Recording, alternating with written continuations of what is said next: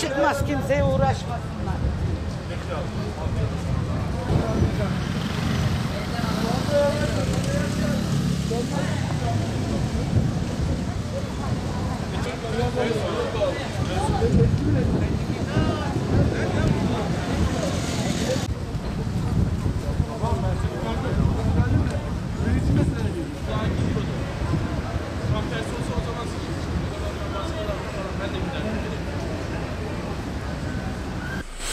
Biliyorsunuz kumar Allah Teala'nın bizzat Kur'an'da haram kılmış olduğu ve bütün Müslümanların da haramlığı hususunda bilgi sahibi olduğu bir şeydir.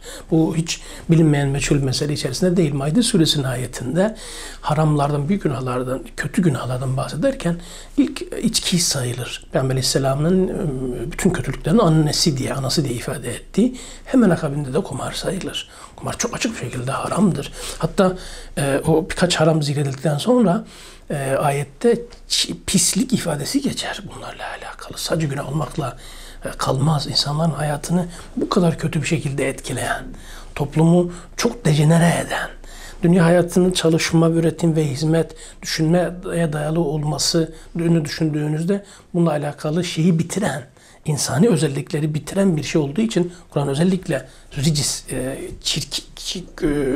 pislik diye ifade ettiğini görürsünüz. Bir de şeytanın amellerindendir. Şeytanın işlerinden diye de eklediğini görürsünüz. Bu anlamda bu kadar açık bir haramın işlenmesiyle alakalı meselede bütün Müslümanların duyarlı olması gerekiyor. Aslında sadece Müslümanların değil, kendisini insan olarak ifade edenlerin hepsinin uzak durması gerektiği halde özel olarak Müslümanların bu ifadelere muhatap olan Müslümanların kesinlikle uzak durması gereken bir şey. Sadece şeyden bahsetmiyorum.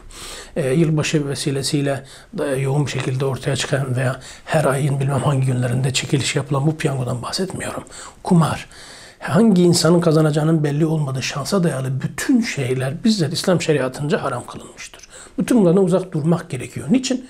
Allah Teala'nın haram kıldığı hususlar insanların maslahatı içindir. Bir insana geçici bir zevk verebilir, bir refah, bolluk ki onda sonucu genelde kötüdür.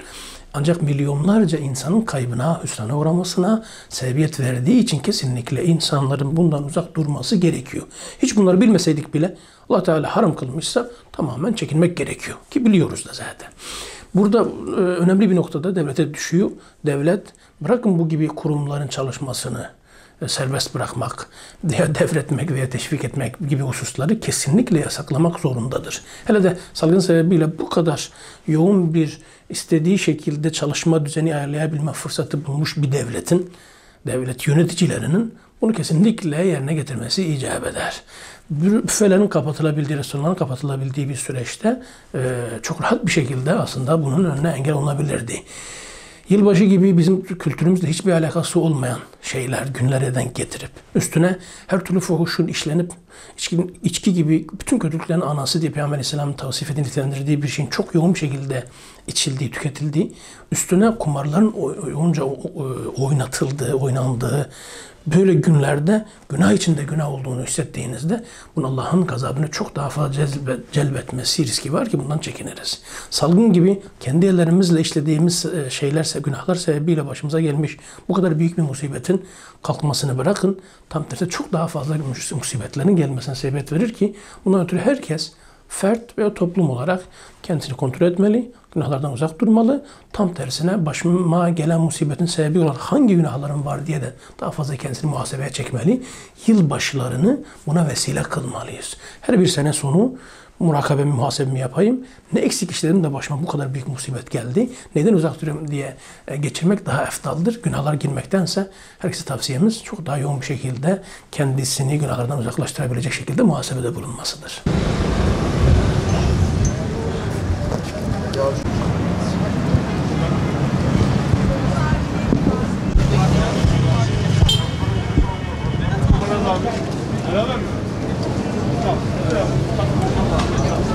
İki kişi daha gönder bana.